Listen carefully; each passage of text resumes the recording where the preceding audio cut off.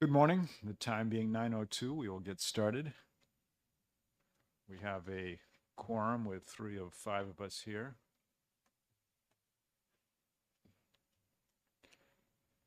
So first we'll review the agenda. We will first get an update on the credit carry forward liabilities against future expenses from the Department of Revenue Administration by Keen Wong. And then we'll go into the update on the new investment tax credit, the economic revitalization zone, and the Coas County job creation tax credit, and then finally the insurance premium tax credit. Then we'll wrap up and set a date for the next meeting. All right, so I guess before we get started, we should just accept the minutes from last meeting. Move to adopt the minutes as written and presented. Dick, do you want to second that, or you? I was just taking a Okay. scan of this. All right, sure.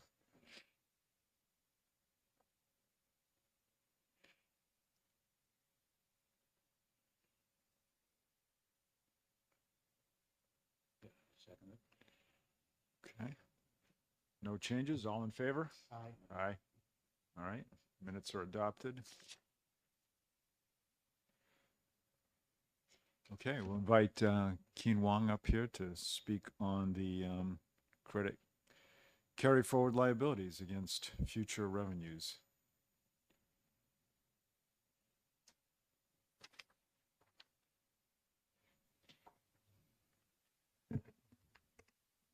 Start by introducing.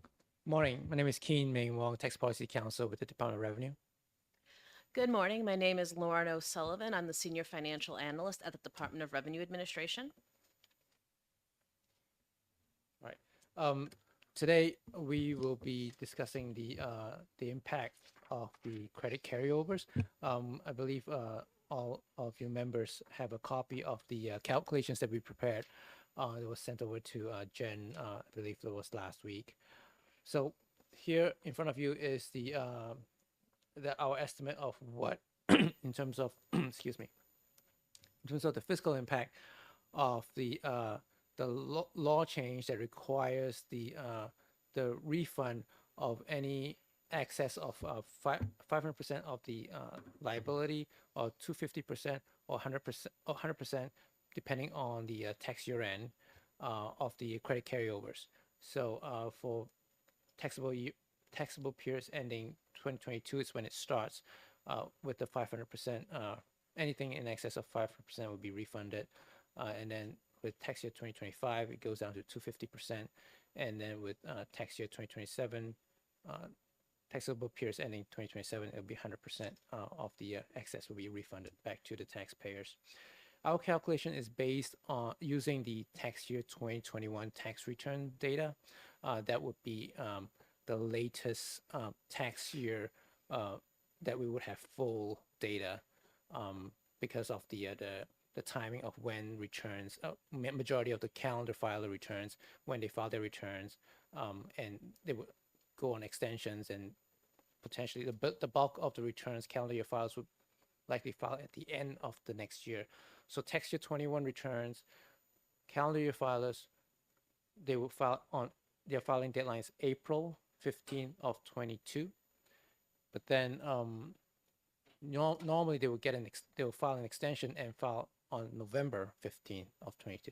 So so tax year 21 data would be the most complete year of tax year data, and based on this, we made our calculations by delineating the 500%, 250%, and 100%, and as in total, as a sum, the amount of expected refund would be, or the amount of the fiscal impact of that of those laws will be $138.8 million, with 36.5 million being from the 500%, the 500% cutoff, and then 35.9% from the 250% cutoff after taking off the 500%, and then the 66.4% being at the 100% cutoff after taking the other previous cutoffs.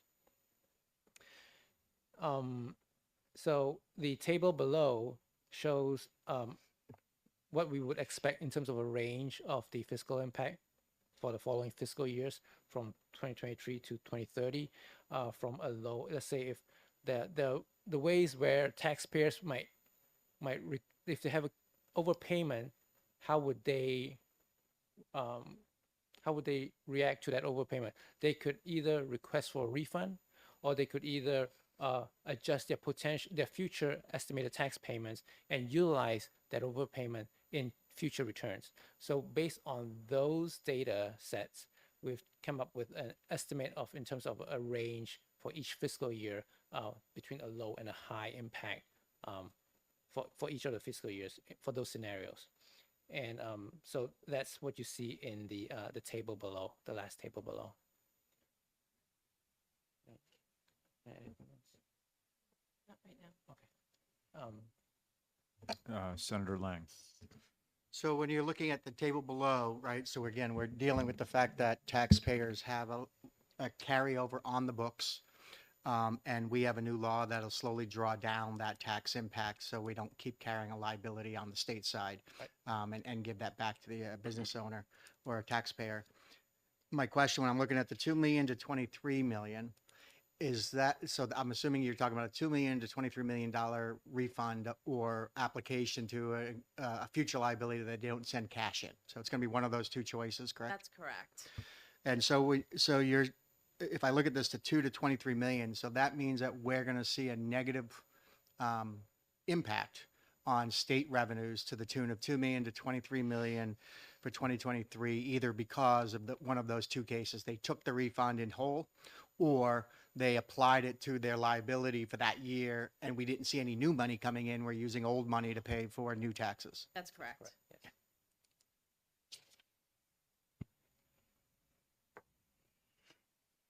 Yes. Any other questions?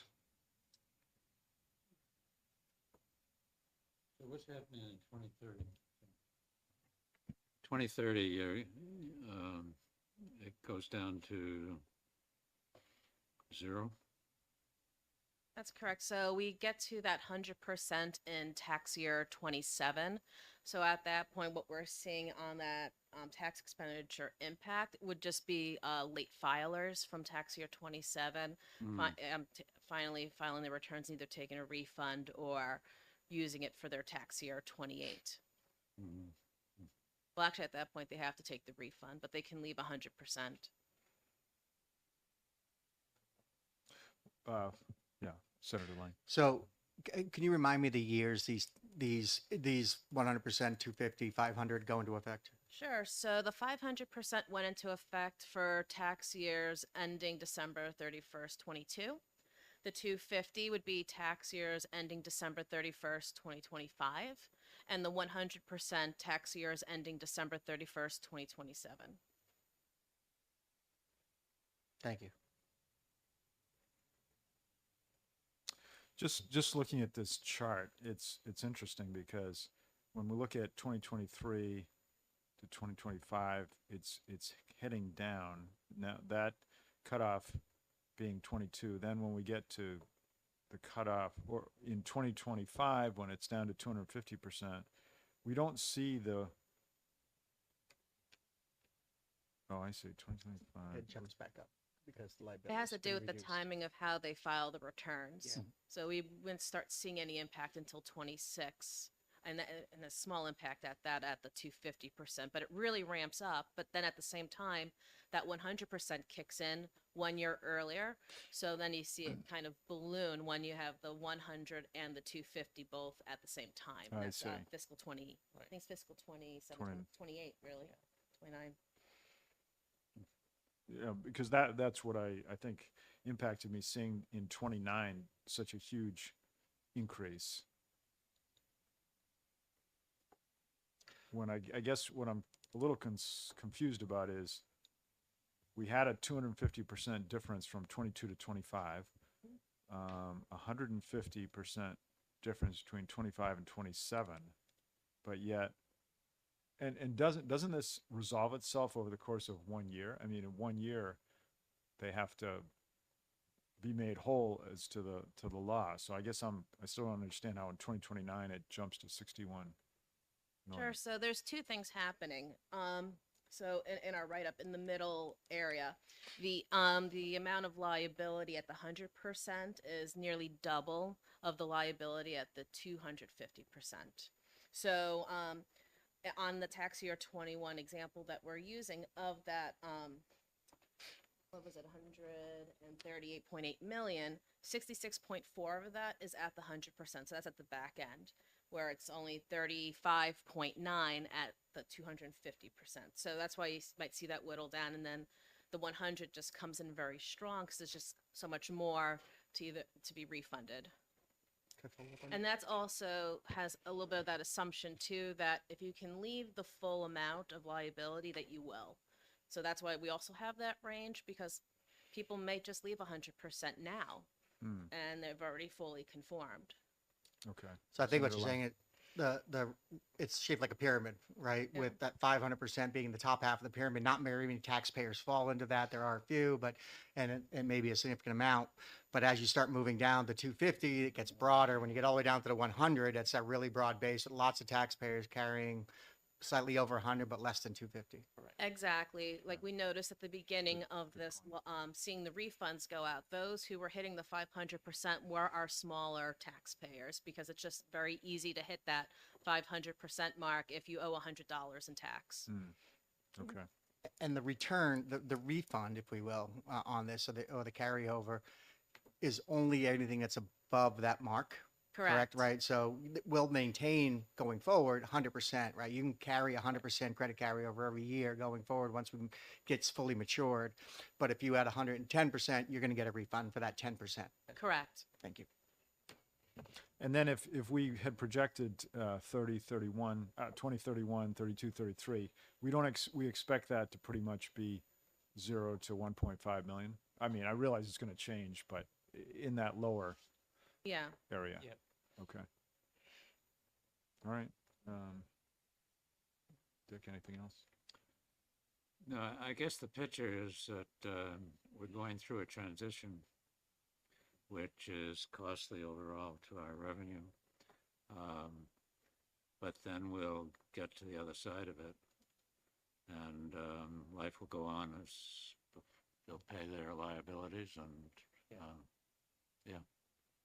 I believe the initial concern, from the legislators was that we were keeping a large balance on the books, and this was a tool to minimize that or mitigate that situation. Right. so is it fair to say we think that idea that the legislature had is working out, that we're resolving a potential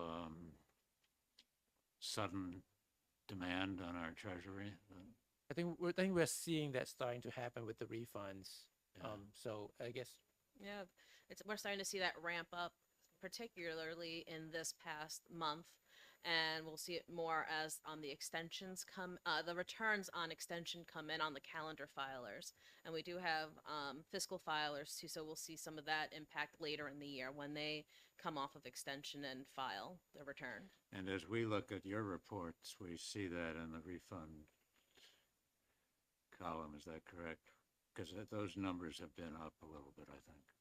Right now, year to date through last week, when those refunds went out, about 30%, we identified about 30% of the refunds were related to the taxpayer hitting the CCO cap. Uh-huh. And some of them opted to keep 500%, and then others, a lot more of them are somewhere between 100 and 500. They're not just because they necessarily aren't. All set. Tim, anything else? Okay. Thank you very much. thank you.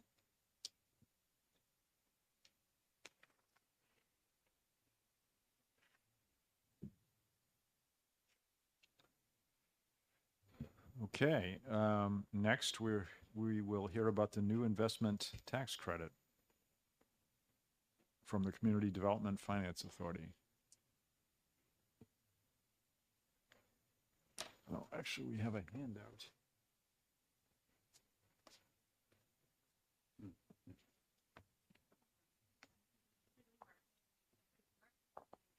Uh, There you go. Thank you. Thank you. Good morning. I'm Katie Easterly Marte. I'm the Executive Director of the New Hampshire Community Development Finance Authority. This morning, I'm honored to be before you to discuss the new Investment Tax Credit Program, which CDFA administers. CDFA was established by the legislature in 1983 to provide technical and financial resources to New Hampshire's communities and community economic development projects. The New Hampshire Community Development Finance Authority is an expert in community economic development. We have a 40-year history and over $250 million invested, and CDFA has impacted nearly every community in New Hampshire. Last year alone, we infused almost $30 million into New Hampshire communities, funding 97 community-based projects and engaging 122 business donors. The tax credit program is a valuable and unique state program which incentivizes public-private partnerships to fund local community economic development. The legislature's goal in establishing the tax credit was to stimulate private investment in community projects. Our underlying statutory authorization for the program requires that all tax credit funded projects must be clearly in the public interest and its benefits be publicly available. And it contributes to the economic development of the state. The state tax credit program serves as a valuable resource for New Hampshire's communities and has proven success. Community economic development projects across the state supported by the program range from downtown revitalization, job creation, increasing affordable housing, and recovery services. The value of the tax credit program delivers to communities and businesses throughout New Hampshire far exceeds its impact on state revenues. An independent analysis of the program concluded that for every $5 million in tax credits distributed to projects, it directly generated over $11 million in economic output, created 79 jobs, and had auxiliary economic development benefits. I'll explain a little bit about how the program works. CDFA awards approximately $5 million in tax credits annually to nonprofits throughout New Hampshire. Allocations made to these organizations are in the form of tax credit equity. New Hampshire businesses support the selected projects by purchasing tax credits, resulting in the nonprofit receiving a donation and the company receiving a 75% New Hampshire state tax credit against that contribution. The credit can be applied against the business profit tax, the business enterprise tax, or the insurance premium tax. New Hampshire businesses value this unique program, which incentivizes and rewards public-private partnerships to fund local community economic development. As a result of participating in the tax credit program, a business's donation stays in their community and it helps establish strong relationships with local nonprofits. For example, a business can make a $10,000 donation for a net cost of approximately $1,710. By incentivizing and rewarding these partnerships, state tax credits serve as a critical funding resource for local communities, while providing a unique value proposition to New Hampshire businesses. With the tax credit donations, businesses can direct funds to a project in their local community, building long-standing relationships. Business pledge amounts in state fiscal year 2023 ranged from $500 to a bit more than $155,000 from businesses of all sizes in communities all over the state. Furthermore, our state fiscal year 2023 donor data shows that 59% of pledges received were under $20,000. 35% of pledges received were between $20,000 and $65,000, and less than 6% of pledges were over $75,000. Business donors often include small local businesses, manufacturers, financial institutions, insurance companies, and automobile dealers. Our innovative, collaborative, and dynamic approach to development finance helps our partners make transformative and sustainable changes. CDFA invested in a total of 97 different projects in fiscal year 2023. All tax credit projects are subject to a substantial programmatic and financial review. Among other requirements, projects must provide a clear public benefit and demonstrate that similar funding was not otherwise available. As a result of this highly competitive and rigorous review process, CDFA's tax credit program funds projects with demonstrated project readiness and viability, as well as deliverable results. A few examples of state fiscal year 2023 tax credit projects include tax credit investment to the NeighborWorks Southern New Hampshire for a project in Nashua. The funds will support the creation of 45 mixed income affordable housing units right in downtown Nashua. The project created much needed housing and also contributed to the revitalization of the downtown. The Boys and Girls Club of Central New Hampshire. The Boys and Girls Club of Central New Hampshire used tax credits to transform the Pennacook Community Center into a 7,500 square foot childcare and youth development center with an adjacent library, an auxiliary library of the city of Concord. The project meets critical community need by increasing access to affordable quality childcare and youth services. Finally, just the last example from this year, and I'd be happy to answer any other questions about projects specifically, but the Farmsteads of New England in Epping. They'll use the tax credit resources to create permanent supportive housing for 27 individuals with developmental disabilities. The organization empowers adults with autism and other developmental disabilities to live meaningful lives by providing residential and day services. As evident by our partners, the state investment tax credit program is a vital and innovative resource. CDFA has experienced a significant and steady rise in demand for the tax credits year over year. The demand well exceeds the current tax credit cap of $5 million, which was established in 1999. CDFA received 292 applications for quality community-based projects between 2015 and 2020, with funding requests totaling $93 million, more than double the $40 million in tax credit equity available during that period. In addition, 100% of the tax credits have been allocated and used for decades. This tax credit program is critical, innovative, and it solves New Hampshire's community economic development challenges. Thank you for the opportunity to present the program to you, and I welcome any questions you have. The $5 million cap, first of all, thank you for coming today and speaking. The $5 million cap, is that per organization or is that total statewide? Total statewide. Okay. So the $5 million cap, that's the amount of the credit, not the amount you can collect, right? Because you only give 75, if I remember it, 75% of the donation turns into a tax credit. So Exactly. you're collecting 6.25 potential total donations, but it equals $5 million in tax credit. It's actually, we collect $5 million and it equals $3.75 million in tax credit. So the maximum liability on the state side is 3.75 $7.5 million. Yeah.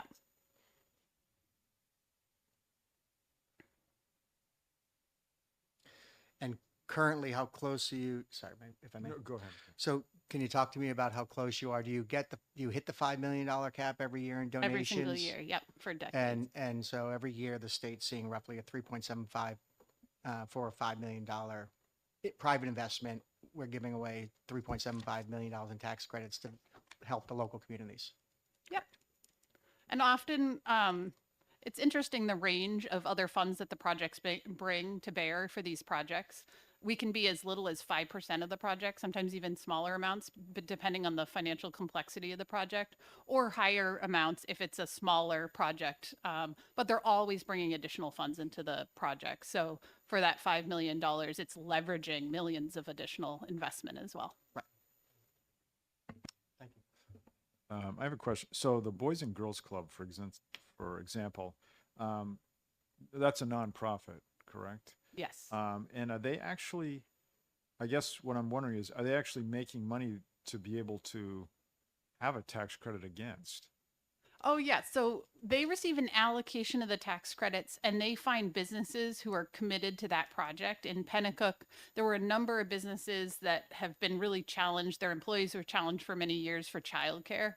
And so the businesses really care about that project that is being built right now, actually, in Pennacook. And so they actually make a commitment of a donation to the project and the business receives the tax credit. Oh, I see. Okay. Yeah. And then the nonprofit receives the tax credit equity to invest in the construction. I see. Yeah, that's a great project right across from a city-owned park, and then the city's committed to creating a auxiliary library. So the city of Concord has a small branch that's actually going to be attached to the Boys and Girls Club, really making it a viable community center there. Okay. Representative Ames. I think that one of your projects is the Park Theater in Jaffrey. It is. Yeah, been a great success. So my question is actually the other side of that. What about failures? Do you have some projects that just don't make it? I can't think of one. Wow. Right. Projects do sometimes need flexibility, and that's one of the wonderful things about this program. So, for instance, a project can hit environmental issues that they didn't expect. And so, one of the sort of really critical things is that we hold the resources and provide technical assistance throughout the period of development and construction, and can really help to resolve any of those challenges and have the flexibility to, for instance, give more time if that's necessary to complete the project successfully. But we've not had a failure. So We do you did have one project that had to pay the resources back, but the nice thing was because of the lien and the ability to recapture those resources, they were invested right back in the community. Um, do you have direct staff, significant staff directly on board to do this work? We have 2 members of our staff that are direct on this program, but all of our 14 staff who run other programs, community development programs, really participate in the outreach and providing that technical assistance. I think that's one of the nice things is that we can really have a lot of expertise on our staff and bring them to bear where they're needed on the projects, depending on the challenges or what other technical assistance they need to be successful. Good. Thank you. How is the CDFA funded? We receive administrative fees for administering the programs that we do. So we also, in addition to the tax credit for the state, we administer the Community Development Block Grant. So that's a program from HUD. And we also administer some private funds as well, all So- related to community economic development. Okay, so the state of New Hampshire is not funding it. There's a very small commitment that needs to be made by the state in order for the Community Development Block Grant to come. And so we do receive that, thankfully, from the state each year. I think last year it was $197,000. And that and the annual award of that Housing and Urban Development Community Development Block Grants is a little more than $9 million. And the private donations, are those from businesses and individuals? Businesses. Businesses, Yeah. okay. No individuals? No. Okay. All right. Senator?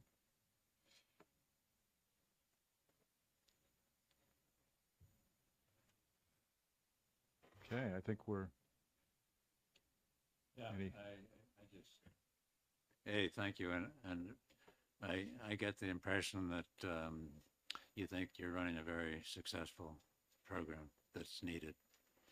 Yes, it's the projects really speak, I think, to the success. So the public-private partnerships that created by the businesses and the nonprofits is really, I think, demonstrated in every project. One of the things that we really are always excited about is the lasting partnership that's created. So the tax credit may be the vehicle that brings that partnership together, but often the businesses participate with the projects years after our investment. So they're sitting on the boards of these nonprofits, or they're providing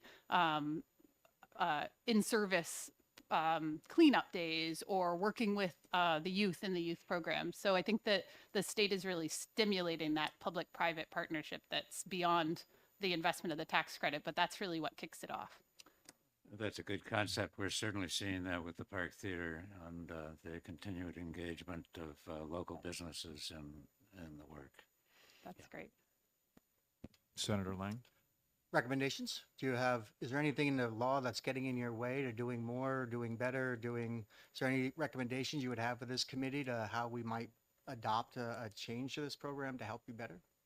Thank you so much. I think the program is very flexible, and we really appreciate the way that the legislation was written, which really focuses on that public benefit and ensuring that there's economic outputs. I think the only change would be just an increase to the tax credit allocation because there's such a significant demand and there really is that economic benefit seen by the investment. We would recommend an increase if that was at all possible. Follow up. So again, so that $5 million cap, you're talking about potentially moving that up so that you could broaden the programs. Yeah, we have demand for that year after year.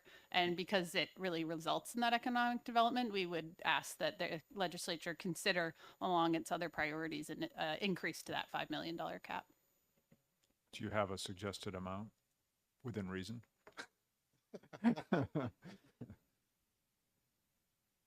Based on how many people you're seeing applying, the value you think those projects would help the community. I think there could be two ways of looking at it. One of the ways that we had thought of was actually to increase the cost to the state to the 5 million. So instead of the 5 million of allocation, which results in 3.75, I think there's always sort of an understanding that it actually costs the 5 million. So if you increased it to a $5 million of tax credit that we could give out, then that would be an allocation of I think it's 7.2 or so. I think that's a little less than the demand we actually see. So if it was possible, we would really see a demand for more like $10 million of allocation of tax credit, resulting in approximately 8.5 of cost to the state. If I may follow up. Sure. So just to make sure I understand, what you're asking for is have the $5 million reference the tax credit side. Yeah. And then whatever revenue on the other side you can get for donations equal to $5 million in tax credits. That's what you're looking for. I think that would be the minimum I'd request. And then the maximum, if it was feasible, would be $10 million reference for tax credit allocation. Great. But I think that would be a significant increase and really allow us to make a number of additional investments. Yes, Do you have an opportunity to make requests like the budget requests like this during the budget process, the state's budget process? Are you asked this question? I mean, we at Ways and Means, well, I guess we're all Ways and Means, but you're something else in the Senate, aren't you? Two things. Come on, man. Anyway, we're not the Finance Committee. We don't do the budget. So I don't know whether there's some place in that process that CDFA has an opportunity to make a request. Not directly because it's part of statute, it doesn't come up as part of the budget process. There was interest in considering an increase, and probably 2 years ago that was really thought of, but we were administering an additional $14 million for COVID-related needs. At that time, it was the Community Development Block Grants COVID funds. And so there was just a little less sort of time to be able to really provide the materials and the information to request that. It would need to come, though, from a legislative, Yeah. an LSR. It's not something that we can request. Okay. Well, it's good to have this information. Yeah, Yeah. thank you for having me. Makes sense. Okay, thank you very much. Okay, thank you so Appreciate much.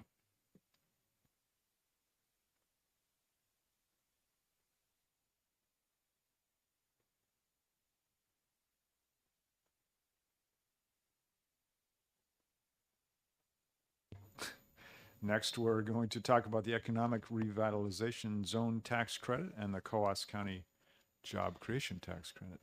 Good morning. My name is Chase Hageman. I'm the new Director of Economic Development at Business and Economic Affairs. I recently jumped into this role, so my first time before the committee. Excited to be here, and I'm joined by, Bridget oh, Beckwith.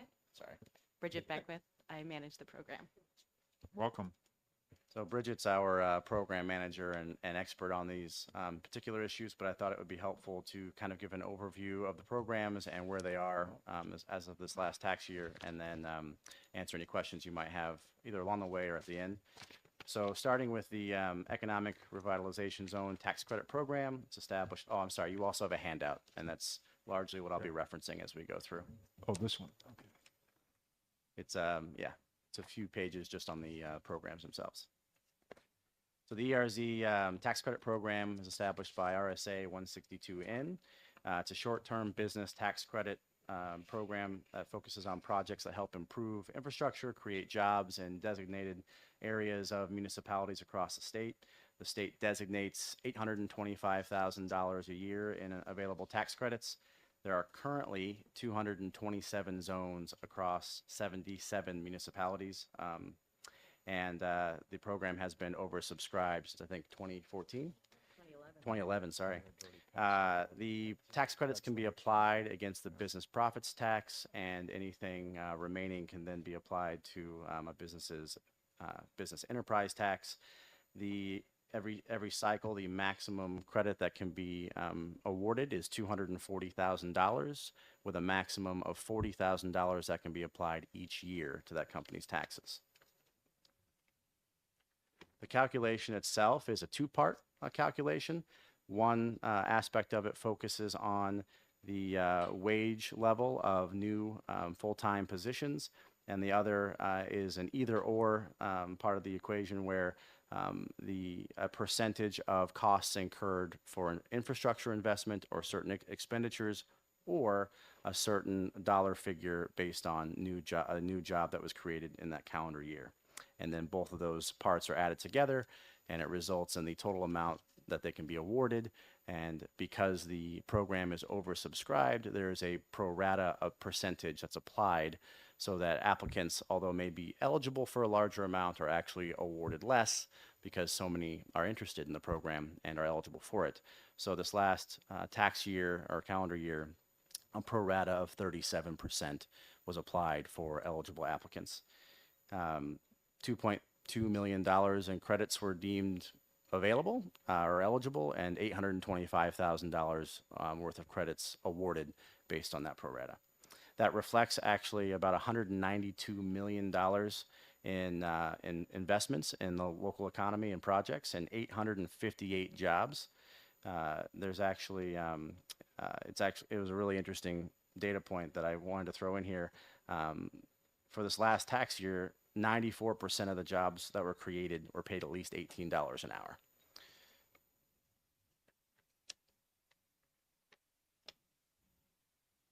Yeah, and that's the ERZ program as of right now. The Coos County Job Creation Tax Credit. Oh, sorry, Let's go just, ahead. Yes, let's just jump in there. look at this one that you just talked about first. Okay, yeah, the $18 an hour, I was looking to see where that was. Okay, you do have that on this sheet. Any questions on what's been presented so far? Yes, Representative Ames. So I was wondering, the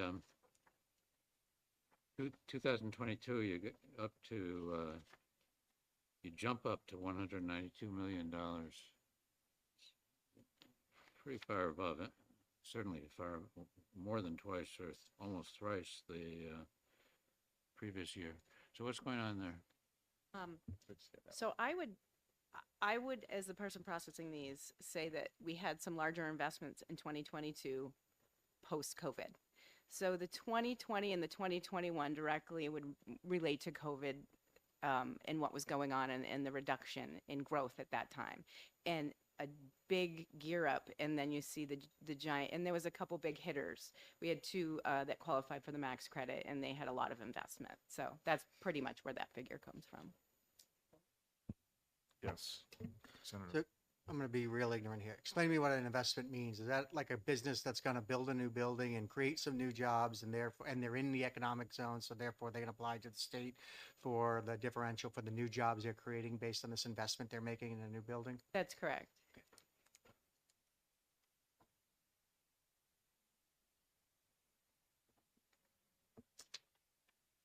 Just take a moment and look at this some Yeah, more. for sure. I'm sorry, and we're capped at, no matter what it is, it's $825,000 right now. That's the maximum disbursement we can give. That is correct. And so we total up how many new jobs, for lack of a better phrase, are created within a given economic zone. And then based on where they fall within that prorated scale, are they 1 times minimum wage, 2 times, 3 times, whatever that number is, you give a different ratio back to them for as a credit. And that tax credit's taken off the business profits tax, business enterprise tax. Where's it go? Both.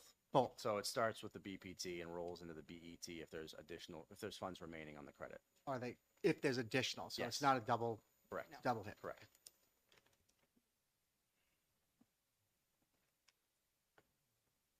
So, and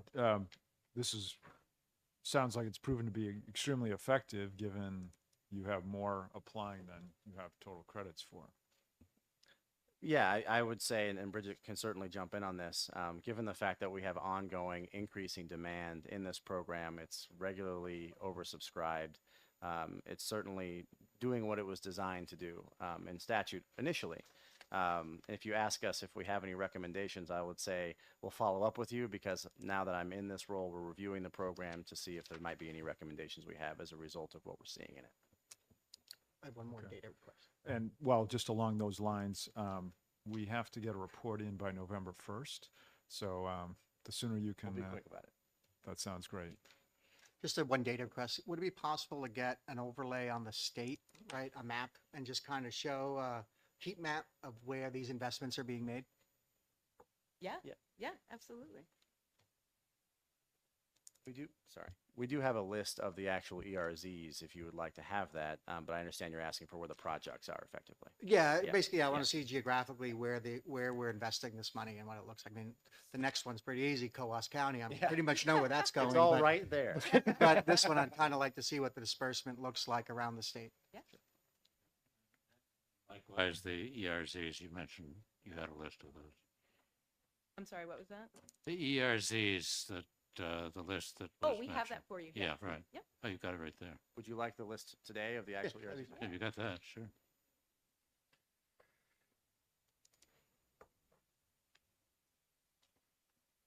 I'll do it. You got it? Yeah. Okay. And then I guess what I'd ask Sure. is when you do that heat map, maybe you Yes. can do a second, just also overlay the Coas County so we can see how these two interact with each other. Oh, Does that sure. make sense? So the heat map will contain both the ERZ credit as well as the Coas County credit, maybe in different colors, so we can see where the map looks. Oh, absolutely. Sure. May I ask a clarifying question? If we don't have the actual ability to make a map, would a listing of locations suffice? Sure, Or- I can create a map out of that. So, We can probably do it. I just want to make Okay. sure. show you a piece of software that works really good at doing that.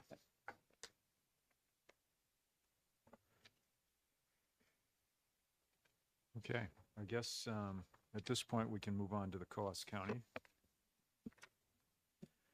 The Coas County Job Creation Tax Credit under RSA 77E and 162Q provides qualifying companies with a tax credit for every new full-time year-round employee hired in Coas County.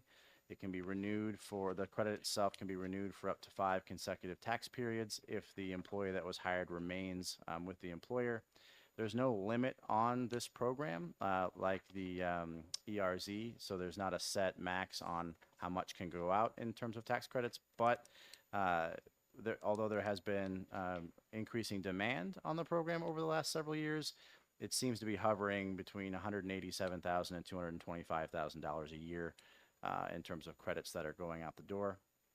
To qualify, there are 2 levels of tax credit in the program. One is $750, one is $1,000 per qualified worker, and that's based off of where their wage falls relative to the state minimum wage. So you get a $750 tax credit if you hire someone equal to or greater than 150% of the current state minimum wage.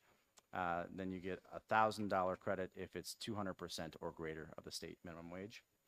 In 2022, credits totaling $222,250 were approved, representing 225 jobs and 39 businesses in Coas County across service, retail, manufacturing, and professional service sectors. That reflects a breakdown of 78 new positions and 147 that were retained or renewed based on that ongoing 5-year period. Anything else you want to add, Bridget? Just much like the other program, as we can see, the 92%, they're paying a higher wage up there. So it is good to see on our end.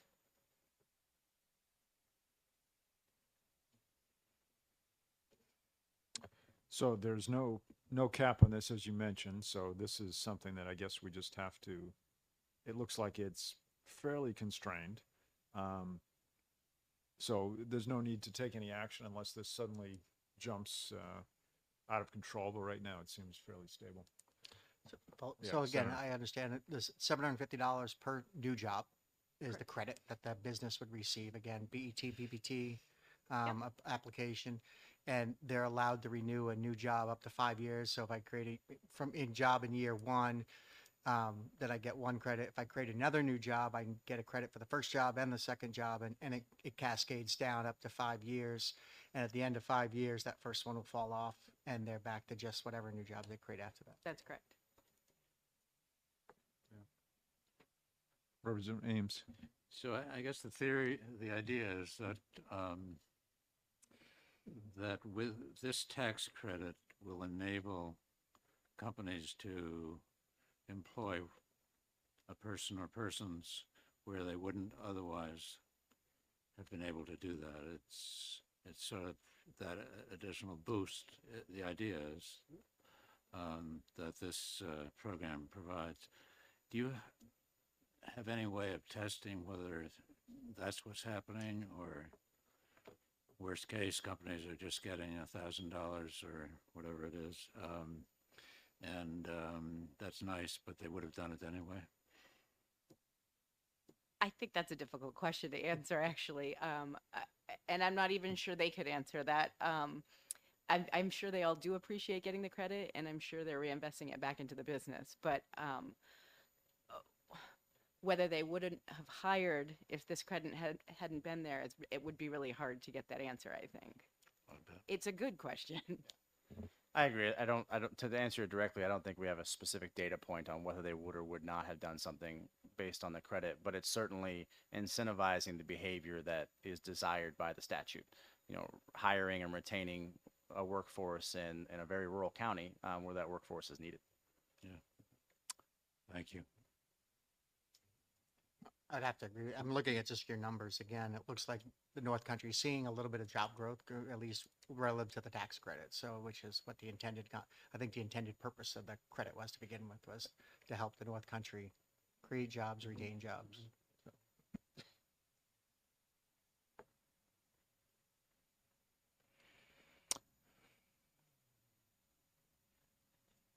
Anything else? All right. Thank you Thank you very so much. Thank you.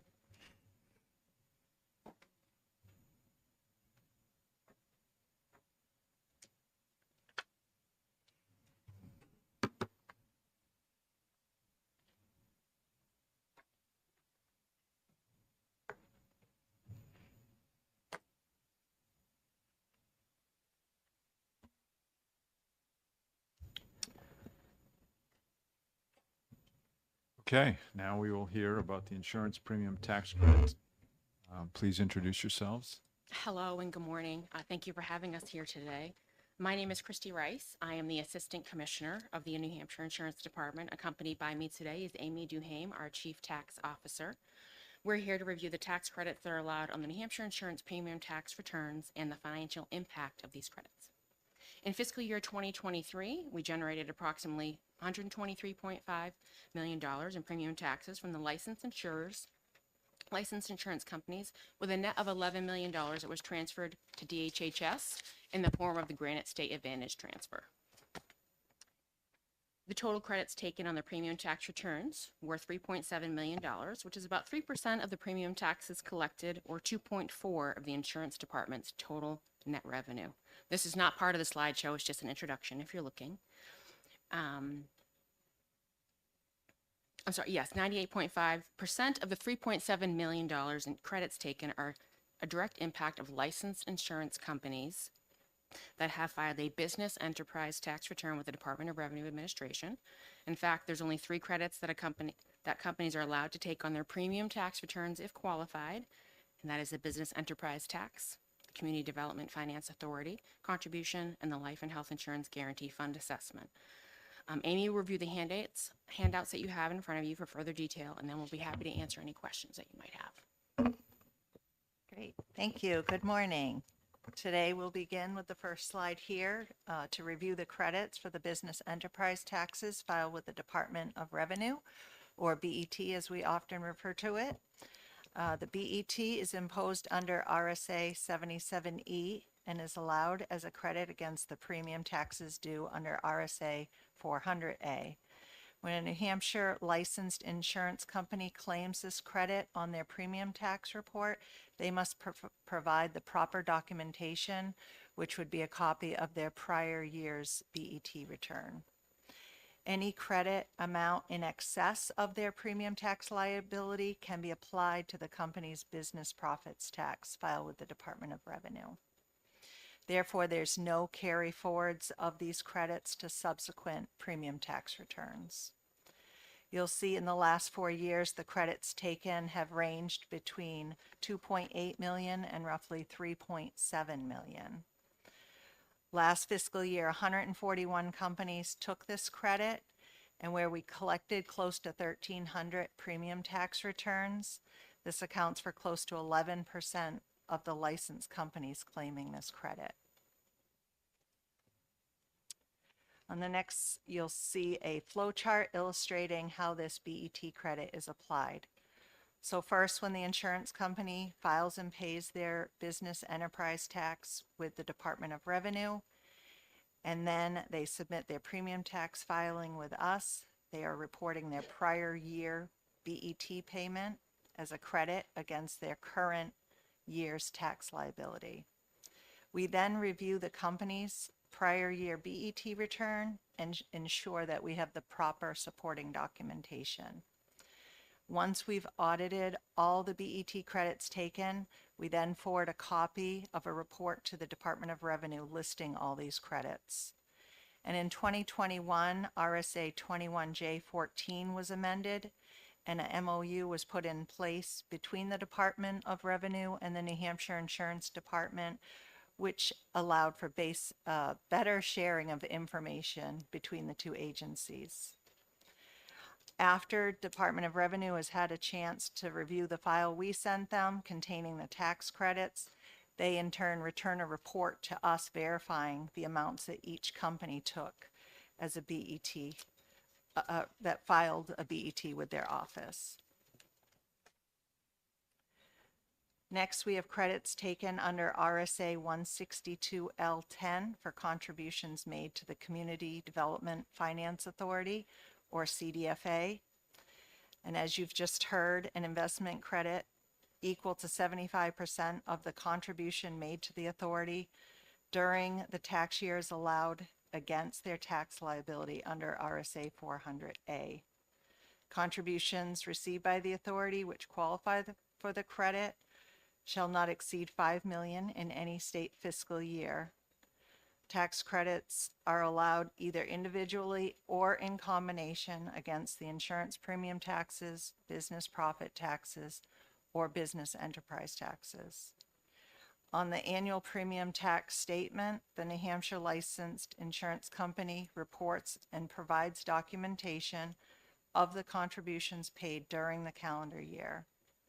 Credit in excess of the premium tax liability can be carried forward up to 5 years and cannot exceed 1 million in any given tax year.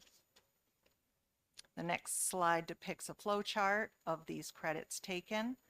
So once the insurance company makes the donation, they receive a letter back from the CDFA thanking them for their contribution and verifying their tax credit eligibility.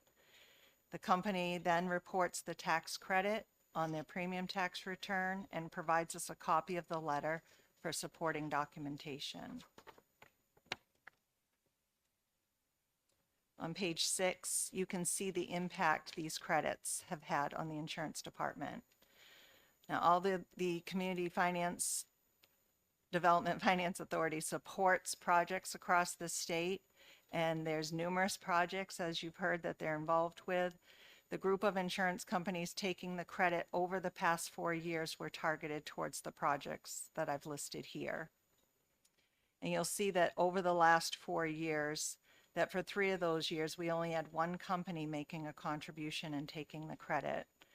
And in fiscal year 2022, there were 3 companies that made a donation, all of which were from the same insurance group.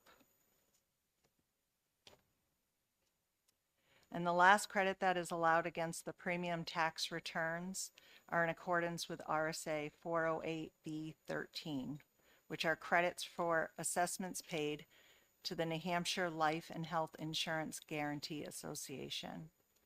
This association is composed of member insurers licensed to sell life and health insurance along with annuity contracts in the state of New Hampshire.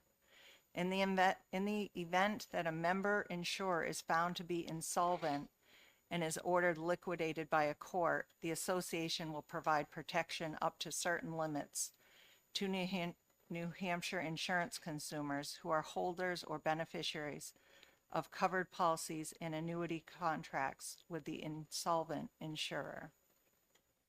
A member insurer may offset against their tax liability under RSA 400A any Class B assessment described in RSA 408B9 2B for the life insurance and annuity account and for the health account for guaranteeing the performance of contractual obligations of an impaired or insolvent insurer in regard to disability income coverages only. So in short, that's basically life insurance, annuities, and disability income lines of business. The credit is allocated at 20% of the assessment for each of the 5 calendar years following the year in which the assessment was paid. There have not been any of these credits taken in the last 4 years. The last assessment that was assessed that qualified for a tax credit was issued in 2013. Therefore, the first year the companies took this credit was on their 2014 tax return, which is actually filed in 2015. And since this credit is allocated over 5 years, the last of these credits were on the calendar year 2018 tax return filed in 2019. So just so you have an idea of the impact these credits have had in previous years, in fiscal year 2019, there were 181 companies that took this credit, amounting to $376,000. And this was about the average amount that had been taken each year since fiscal year 2015. And lastly, we have a flow chart of what we just reviewed, where the association will issue a Class B assessment for the life, annuity, or disability income claims filed by the policyholders of the insolvent member insurance company. We will verify with the association each year whether any assessments were levied that qualified for the tax credit. And the insurance company would pay their assessment invoice and report the amount of the qualified credit on their tax return, also providing a copy of their invoice as supporting documentation. So that's a recap and the impact of the 3 credits that can be taken on the insurance company's premium tax reports. And can I clarify anything or answer questions?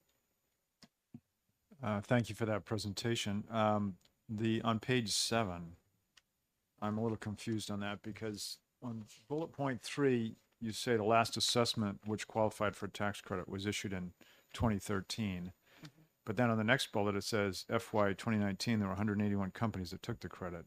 Yep, because that is allocated over 5 years, 20% for 5 years. So the very last, from the assessment issued in 2013, the last time it was on their tax return was Okay. 19. Okay, so why is no one taking this credit anymore?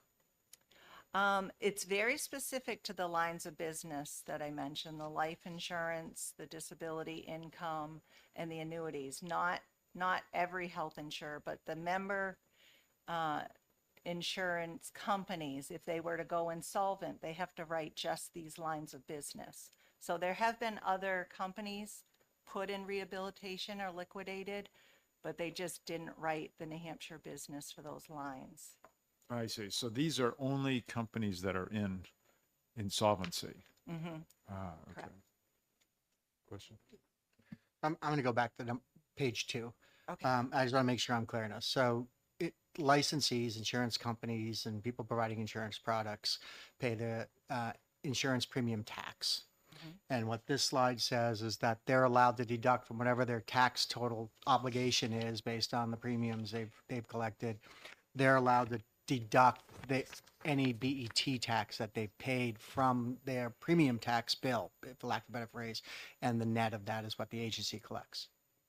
Right, so they can't take a credit of more than their tax liability, and anything left over can be applied against their business profits tax with the Department of Revenue. So if they're, I'm sorry, so again, I'm trying to understand a little bit. So if the premium tax that they owe, and then they subtract out the BET, and if they still have more, like the tax was less than or I should say, the tax is more than the BET, they can then take it forward to the BPT. I'm sorry, say that again. I'm trying to understand exactly how you had that it, cash yep. flow happens. So if their tax liability were 100,000, let's say, and their BET was 50,000, they're still going to owe us 50,000. Okay.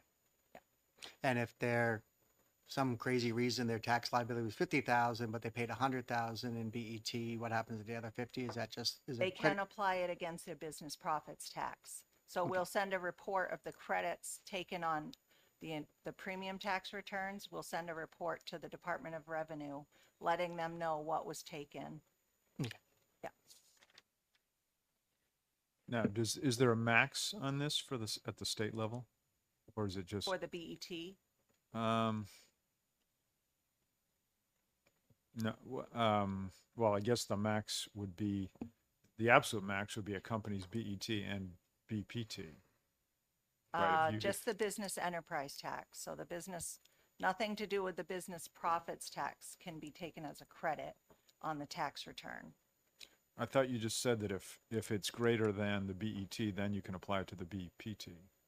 The leftover BET credit can be applied against the business profits tax. Right, which could potentially, for some companies, wipe out their BET and BPT, depending on the size of the credit. The BET could wipe out the BPT. Is that what you're saying? Yeah. That would Keen here. No, the Yeah. well, I'm just going back to what Senator Lang asked. So Okay. if the credit is larger than the BET owed, you said then the balance could be applied against the BPT. Correct. So I'm just saying there may be some instances where a company may wipe out both their BET and BPT. I suppose, yeah, that's a Okay, potential. probably not likely. Only for 1 year, because then they're going to went out of business. So, I see a head shaking back there.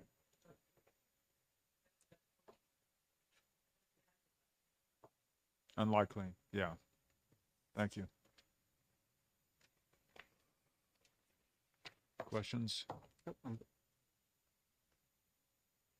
And so in general, does this seem like an effective program, or are there issues that you see that should be solved? No, we haven't, since I've been there, we haven't had the life and health assessment credits taken. Currently only one with the CDFA. Yeah, we don't. For us, it's more about information sharing. Okay. Yeah. Yeah. So at this point, you wouldn't recommend anything be changed about this? Nope. Not Okay, this time. sounds good. It sounds like your interface with DRA has improved with maybe as a result of better technology, better software and so forth. So, Yes, definitely. yeah. All right, thank you very much for coming. Thank you so Thank much. you. Have a great day. Thank you.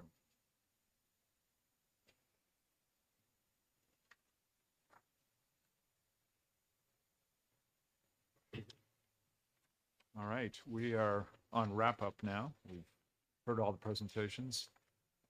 Thank you all for coming. I guess we need to talk about next steps here because we do have a report that is due on November 1st. And I guess this commission continues, or not commission, joint committee continues past that point.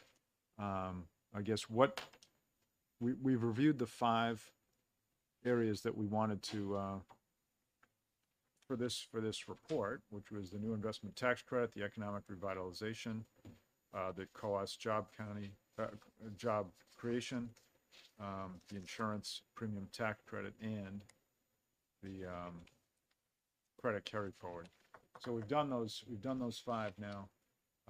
What do we see as next steps? So my recommendation, Yeah. Mr. Chair, is why don't we walk through those 5, see what our recommendations are for those Yeah. 5. I can then draft a report That'd be great. for us, what it might look like based on our recommendations after the Okay. review. And then next meeting, we could potentially look at voting on that. So what were the 5 that, CDFA, ERZ, Coas County, insurance premium tax credit, and the credit carry forward liabilities. okay. If you look at the agenda from today, Yeah, that's the okay. easiest way to Yep. see them. The prior expenditure committee report that Patrick Abrami did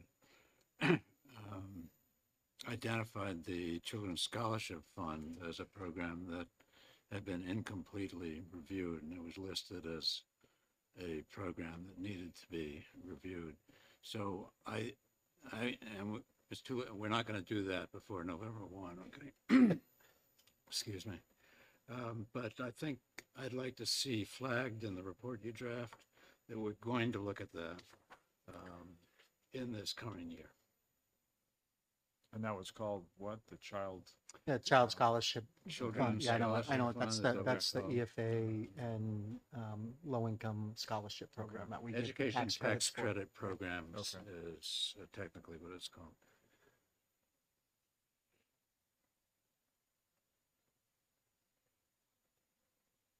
Does that make sense to you? So the recommendation on that would just be that in the next meeting, that whoever takes up this mantle, which will be us again, I don't know if it's due next year, I think it's us. if it's an every year thing. Yeah, it's an every year thing. Yeah, so next year, November 1, we've got to write another one. well, of these yeah, things. and so we'll just say that So let's- our point is to take that one up Let's next year. commit to doing it. It's obviously a big program. It's also a controversial program, as we all know. And so it merits a careful look. So for recommendations on the 5, right, so CDFA, are we going to take up their request of increasing the actual available credits up to $5 million with a total investment of 7.2? Is our recommendation to do that? Do we think that's in best interest of communities and the state?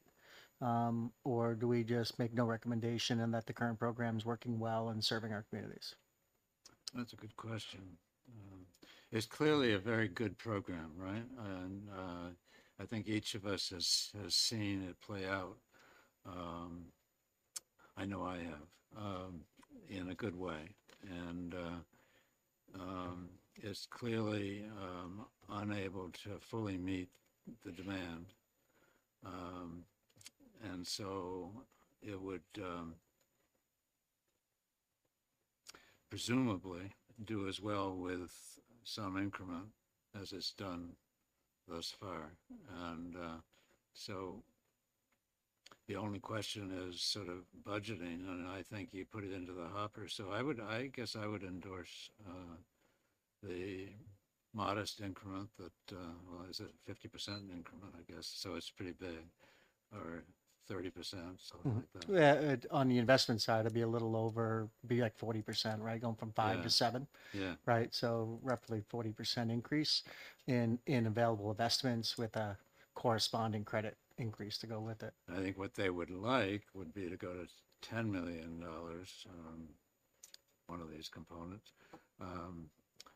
But what sort of made sense in terms of numbers that are being batted about was go up to $5 million for the tax credit, which means the money they get is that much greater. It goes to 7 million something, right? Yeah, I think that incremental change makes sense, and then, it'll get reviewed again to see, is it, how's it doing? Should it be increased further? Yeah. I think they would love it if we doubled it, but I think, Exactly. going to the I seven think is this is a maybe good step, and, And how does this work? So we make this recommendation. Who are we making it to? I mean, Well, again, it somebody's got goes, to pick it up. yeah, someone's got to decide, to put a bill in. okay. Right, but someone we're will past just look at filing it. periods, right? So it's Right, kind of right. irrelevant for this year. Yeah. But it doesn't mean that next term A that year someone from won't now, pick it up, yeah. right? Okay. Yeah. So somebody could just look Or at the somebody report could and say, amend yeah, a bill somehow and put it in. Right. Okay. But it would be sitting there in our report as something that somebody could point to recommendation. and use. Okay. If I remember Sounds right, the good. So- report goes to, A all bunch the of typical people, people, yeah. right? Right, The that- speaker, the that group, president, the yeah. clerk, Yeah. the Senate clerk and governor. Yeah. So, all right, so So- CDFA, I think we're gonna say it's working well. The communities in the state are being well served by the credit. Yeah. And that our recommendation is to increase the available tax credit up to the full $5 million, allowing donations to increase accordingly, Yeah. Right. right? Yep. We Well, good with that? Yeah, but I guess we have to state that we have to set a number, like 7 million is the new. Yeah, it'd be 7.2, they indicated. Yeah. So allow tax credits up to $5 million, which would increase donations up to $7.2 million. Right. Just a matter of, the number that's specified in the statute is the tax credit number, or do they have that? Well, that's why I asked that question. It's their donation cap. So we'd increase the donation cap to 7.2, which will result in $5 million in tax Right, credits. got it. And is the state, so what is the state giving? Oh, no, it's a tax credit. I'm sorry. It's a credit. So a business, again, private Yeah. businesses donate to Yeah. the organization, and they're able to take that off their business profits Right. tax as a Right. charitable It donation. means that the state effectively 75%. gets 75%. 1 point something million dollars less Right. in terms of in net revenue. revenue. Yeah. Okay. Yeah. No, that sounds good. Okay. Second one was the ERZ, right? So on the ERZ, we just heard that today. Again, oversubscribed program, if I remember right. Yeah, I think that's right. It's a capped at 825,000. People are getting only 37.4%.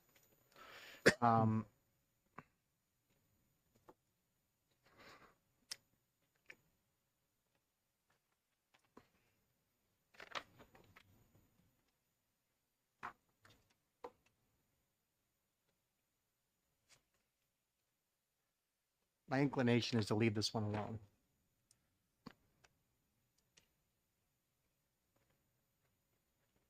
I think I agree. What's that? I think I agree. I mean, look at how it's decreasing though. So proration. Right, the proration decreases 74. because of the investment increasing, right? So Yeah. again, this is the one where someone, let me make sure. Although what's interesting is in 2019, 2.4 million was requested. So at 2022, we still were less than that max. Yeah, maybe we do just leave it for now. Right. Remember, I mean, obviously, it's still oversubscribed. It was oversubscribed in 2019.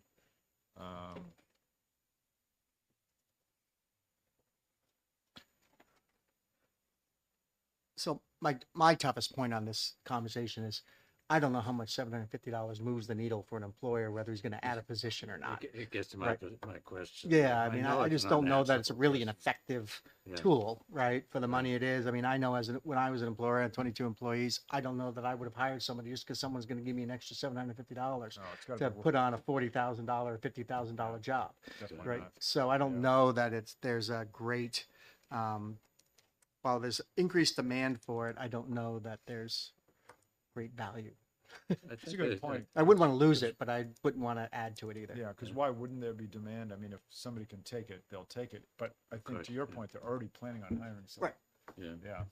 I mean, I'll be honest with you, this is one of those credits I Maybe can- it's something that sort of adds to the buzz around an area that the community wants to stimulate, encourage development in. So this is one of those things that is an incentive that creates a buzz around doing that. but I don't know. That's just a guess. To me, this is I'm okay with this leaving is sort of like the R&D tax credit. I don't know that it creates any new jobs. That's another one that's very small. Yeah, right. But it's a checkbox. One thing I've heard from Ways and Means in all the years in A the House checkbox, was yeah. there's always a checkbox. Do you have an R&D tax credit? Yeah. Yes, we do. And I check the box off, Yeah. and it makes the state attractive to somebody because we have a credit. And that's regardless. what I meant by buzz, you know, Yeah. it's the same thing. So my recommendation is just leave it as it is. And Yep. so I'm just going to put in a report. It's working. It's oversubscribed, but there's no recommendation for changing. Exactly. Should we say we don't believe it's going to result in increased hiring, or do you we just? keep it I don't think simple? we jump into the deep end of that Yeah, pool, right? then Because that someone becomes a can complain political about- argument. We're yeah. just going to make Yeah. no recommendation to Yeah. change. Okay. That's my opinion. Yeah, anyway. no, you're probably right, because as soon as we, Once you say it's not creating jobs Yeah. and people starts another fight, right? yeah, So, yeah. all right. So next was the Coas County Job Creation Credit.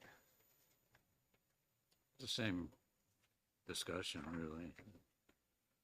Just one county, but it is a poor county.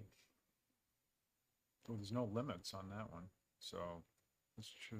There's really nothing to change right now. The only time we would change that would be to put a limit, because it's, Yeah, if it was being over, if we were paying a huge amount, and, Yeah. you know, and a I'd huge. leave it be. yeah, so we'll leave that one. Next one is this insurance premium tax credit. Just a logical thing. I don't really understand the last piece that she was talking about, but So as I was trying to, so if you remember right, I was trying to remember this. So insurance companies pay, I don't think it's any different than businesses, right? No, a normal business, but it's weird in that the insurance companies pay the insurance premium tax credit, and they're allowed to deduct the BET, their payroll tax, from their liability on the tax credit. Right. Because they're already paying, you know, it's kind of a weird mix, right? So I don't quite get it myself, I think but I don't know that we have a reason to change it, right? no, He I'd did- leave it well, be. I I'd definitely said- leave it be. It's sort of like avoiding double taxation. I mean, that's the idea. Right. That's the way I looked at it. Yeah. Yeah. And to my, the answer to my question about what changes we recommend, they said none, so. I Right. think given that we don't feel any and they aren't asking for any, Yeah. So the last one is the big one, the credit carryover, yeah. right? And the big numbers and big budget impact for recommendation. No, I guess my concern is I was almost questioning whether we should spread that out a little further to lessen the impact to the state Yeah. as a recommendation instead That's of an getting hit interesting so hard so fast, Interesting question. Yeah. Mm. or whether we leave it just it is and take the hit. You know, what you could do is, 60, flag it, say that we're concerned about the impact of this, and we'll be reviewing that and making recommendations on it during this next year. Because we can't do that right now. You know, I don't think we know. No, what the the question is whether we recommend it for somebody else to pick up next year, right? Because the next impact is 2027, yeah, right? That's when, is that well, 2026. 2025? I don't know how that review is going to happen. I guess a Ways and Means Committee would look at it. Yeah, I mean, Or maybe we could recommend the DRA identify options that might spread out the impact. Is that what we're talking about? Yeah, spreading out the impact so it Yeah. doesn't hit the budget so hard. So we could recommend that. Yeah, that's was my suggestion was whether my recommendation would be to do that, right? Because you're taking a pretty hefty hit, especially when you get that at 100%, Yeah. right? Is that we're taking a $61 million hit to the budget potentially. Yeah. And remember that this is also, any taxpayer can always request a refund at any time of their credits. Right. So this is a forced refund that we're requiring. Yeah. So, so all we're saying is we're not going to force the refund process. We'd make a recommendation that we spread that forced refund out a little further to lessen to create a glide slope rather than a cliff for the for the budget. So my recommendation would be that DRA undertake a review of this and make and identify legislation that would be needed to spread out the impact in a reasonable way. I don't know, something like that. Is that the idea? Yeah, yeah, and I'm most concerned from 2026. If I look at this table, 2026 and on, because you can see 22 million, 33 on the high side, 22 million, 33 million, 41 million, 61 million. We can probably absorb 2024. We have a decent rainy day fund right now. I mean, I think if that gets bigger than we think, I'm not too worried about 23 And you know, 24. 23 and 24 are likely to be much at the closer to the left-hand side number, the low number, than Right. Yeah. right-hand side number.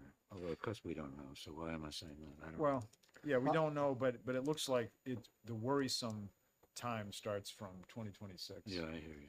So I'm like, I was just breaking it up into bienniums, right? Budget, when Yeah. budgets are gonna hit, Yeah, right? yeah. So you're looking at 27 and 28, right? Even on the low side, we're looking at a $23 million tax hit at the low side in that biennium to a $74 million hit Yeah, on the pretty high s- pretty side. significant. So, you know, some significant dollars for a budget hit. And so again, maybe spreading that out, you know, going from 250, maybe we change it to a, you know, 50% decrement for a Yeah. few bienniums to get down to 100% rather than a full 250 straight to 100. So this would be a report to the two Ways and Means Committees and Finance Committees. Well, and it goes to there's a whole the speaker and so forth. That too would make sure they get to Yeah. the chairs of these Yeah. committees. The nice thing is once we get to 250, which we will in 25, at least we're halfway there. I mean, Right. 500. That's the other point, but this overhang Yeah. that people worry about has been lessened. Yeah. The risk is diminished. Right. 500 is huge if that, suddenly hit all at once. So, yeah. So the recommendation committee is there's concern about starting in 2025, the fiscal impact to the state on such a dramatic change and have DRA and legislature consider expanding that law to go for a longer time period at a smaller reduction Yeah. to ease the impact on the budget. Yeah. And should we suggest possibly 50 basis point, 250 to 200 to 150? Right, do it That's over what- each biennium that's until we Yeah, get done. that's, I wish make a suggestion. Is that Okay, what so you- the suggestion is 50% reduction going from 250 yeah. to 200 in one biennium, and then go from 200 to 150 in the next Yeah. biennium, and then down to 100% in the third. So it spreads it out over 6 years rather Yeah. than over 2. Yeah, makes Okay, more sounds sense. good. Yeah. Would that making legislation with that this easy? What's that? Would that making legislation in fact were this easy? Yeah. Anything else? Yes. So two things. One is, you just said, once you write the report, we need a meeting to approve it. I think we don't need a meeting. we? We can I don't do think We the, just sign off on it if I think everybody we agrees. sign off. yeah. The problem is if we want changes to it, we got to be careful about sending emails around because then we start dealing with 91A issues. So that's a good point.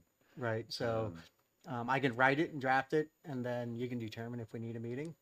'Cause we're- Individually, you can each send me as long as you don't include the whole I think chain. that's right. We can do it that way. Yeah, individually, you can say, Tim, I'd like you to amend this, and then I can make the amendments and We adjust really it. And should then be once, able to pull this off unless you really mess up and give us. I mean, the two that aren't here, I don't know that they're going to have any major, well, yeah, we have 3 of them, we have no recommendations. System's Yeah. working great, yeah, right? And so there's no recommendations. We only have recommendations on CDFA and credit carryover. yeah, So right. I mean, because I'll talk to Lou, so. Okay. The other thing I'm looking at is just time, just time left, right, for the November. So to make sure, so today's the 20th, we would have to have a meeting. You have to submit it on the 1st, is that? Has to be signed and submitted by the 1st. Yeah. Okay. Again, I'll write it up and then we'll see where it goes. The only Yeah. I'll blind copy everybody so that anybody does a reply all, we don't get the whole committee. Oh, that's great, yeah. Right, and I'll just blind copy everybody and then I'll just ask for suggestions and changes. Yeah. And then I'll adapt, and if everyone's cool with it, I'll get it typed up and sent for everyone's signature. And Okay. maybe each of you need to process with Fred Yeah. and I'll with- talk to Lou. With Lou. Okay. Yeah. So that we minimize any Yeah. potential issues. Okay. I don't think there'll be any problem, but No, because we don't have time. And to my point is, today's the 20th. If by, I don't know, the 25th or 26th, I'll try to have it It's to you by just- Monday, right? So we Okay. can start that process of editing. now we don't have to actually, this doesn't have to go into the calendar. If we have another meeting, it doesn't have to go on the calendar because it's a joint Yeah, but still has to. Committee. Well, there was something weird where when I scheduled, I forget what it was, this is our second meeting. When I scheduled the first one, it didn't go on the calendar. And Jennifer said it doesn't have to, because Oh. it's a joint committee. So, that's weird. yeah, so in theory, if we had to, we could, but if I'm Yeah. remembering that correctly, I'm pretty sure that's what, One way or the other, we can have that meeting if we I'll have to. draft it, I'll create a signature sheet, you just gotta show up at somewhere and sign it, whatever office. I can leave it in my office or my secretary, just pop in and sign off on it. Once we get everybody's signature, that's a yes vote to the committee report. Well, we're all going to be around next week on Thursday, right? I'm gonna be here Wednesday. Veto Day? All right. Oh, yeah, we're gonna be here on the 26th for veto day, Yeah, so that's true. We can try to, I'll have it by then. I'll get it out to you by Monday, the draft report, Yeah. request your input for changes. Yeah. And then I'll bring it the 26th, so when you can sign up. Sounds good. do we need to set a date for another meeting or not? Doesn't matter. I mean, what's our next meeting? It's just a vote yes, but like I said, I think we can just do that with your. No, but you're talking about next year, No, the next 12 months. I'd suggest we try to do something in January, possibly February, but, and I'd suggest do the Children's Scholarship Fund.